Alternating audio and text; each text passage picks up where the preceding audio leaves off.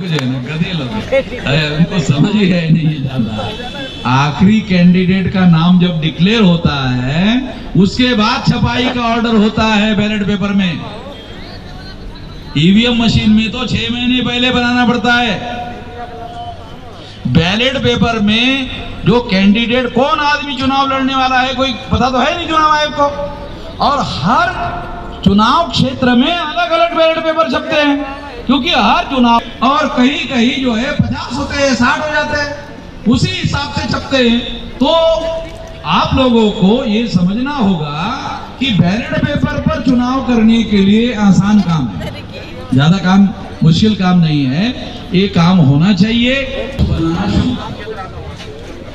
ये जो मशीन फोड़ने के लिए 50% काम तो कर ही दो, बूथ बनाना शुरू कर दो।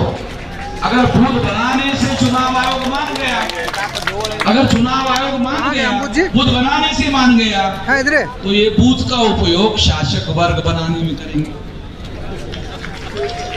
तो से काम लेना पड़ेगा। अगर मान लो बूथ वाइज संगठन बन गया तो इसका उपयोग शासक वर्ग बनाने के लिए करेंगे, और नहीं तो फोड़ने तोड़ने के लिए करेंगे। तो इसलिए आने वाले समय में मैं ये आखिरी बात कहना चाहता हूँ, आप शांति से सुनो, और ऐसा कहकर मैं अपनी बात समाप्त करना चाहता हूँ। आप यहाँ बहुत भारी संख्या में 32 राज्यों से लोग आए हुए हैं और सारे देश भर से आए हुए लोग हैं। ये आपको लड़ाई जीतना है तो 6 लाख गाँव में और बूथ लेवल का 15 लाख लोगों का संगठन आप खड़ा कर दो। जो चाहते हो जाए। 15 लाख का आपने संगठन बना लिया तो आप इस देश में जो चाहते हो जाए। सर्च कर लिए मोबाइल में, सर्च कर लीजिए। जो सफलता चाहते हो, जो भी हासिल करना चाहते हो, वो सारा का सारा हो जाएगा। ये करो। इसलिए मैं अपनी बात यहीं पर समाप्त करके आप लोगों का धन्यवाद ज्ञापन करते हुए अपनी बात यहीं पर समाप्त करता हूँ। चलो इलेक्शन निवेदन करता हूँ कि वो धन्यवाद ज्ञापन करते हुए आप लोगों का समाप्ति की घोषणा करें। उस पर कुठाराघात करते हैं, ये मेरे लिए जो है मुझे बहुत ही, मैं उनकी कायल हूँ कि जिसके खिलाफ, मनुवाद के खिलाफ कोई आवाज नहीं उठा सकता, लेकिन एक वामन मेश्राम जी हैं कि जो इस ब्राह्मणवाद के खिलाफ खुले आम बोलते हैं। ये वही ब्राह्मणवाद है, ये वही ब्राह्मणवाद है जो महिलाओं को, इस देश की महिलाओं का बलात्कार करता है, इस देश की महिलाओं को नग्न घुमाता है। ये वही मनुवाद है जो हमारी जमीनों को छीन लेता है। ये वही मनुवाद है जो फूलन को डकैत बताता है। ये वही मनुवाद है जो आदिवासियों को नक्सलवादी बताता है। ऐ मेरे देश के वासियों, वामन मेश्राम जी, माननीय Rajkumar Saini ji, Bhim army, supreme court के वकील, सबका साथ दो, अपनी बहन बेटियों की इज्जत बचाइए। ये पुलिस प्रशासन, ये चुनाव आयोग, ये चुनाव आयोग, ये बीजेपी का आयोग है, ये पुलिस, ये बीजेपी की पुलिस है। ये शिक्षकों पर लाठी चलाती है और अपराधियों का संरक्षण करती है। ये देश कहाँ जा रहा है, ये आपको सोचना पड़ेगा।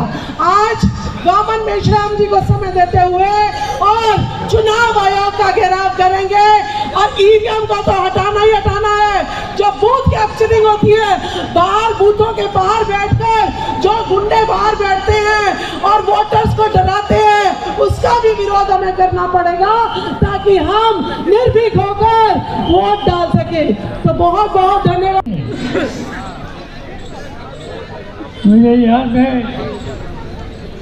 55 साल पहले मैंने चुनाव कॉन्टेस्ट करने का काम किया जिंदगी में पहले बार, और मतलब के द्वारा अपना वोट हम डालते थे। इसके बारे में आशंका किसी के मन में कभी आती नहीं। कैसे है, और देश का चुनाव का रिजल्ट, इसमें कुछ जगह पर कुछ बदलाव देखने के लिए मिला। ये तो टेक्नोलॉजी है कि दुनिया के कई राज्यों में थी, कई देशों में थी, कि मगर यूरोप जैसे देश, अन्य देश, इनके सामने ये बात साबित हो गई कि इस टेक्नोलॉजी में सच्चाई नहीं है, और इसलिए हिंदुस्तान के बाहर के कई देशों ने ये बंद कर दिया। यहाँ यह आशंका आप सब लोगों के मन में है। निबंधक आयोग इसकी जिम्मेदारी है। बारिश में रोक नहीं पाएगी। आपने क्या कर सकते?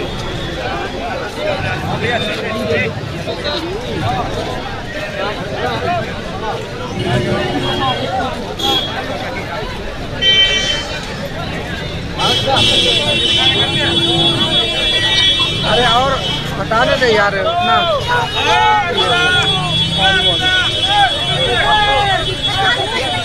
आगे सर, आगे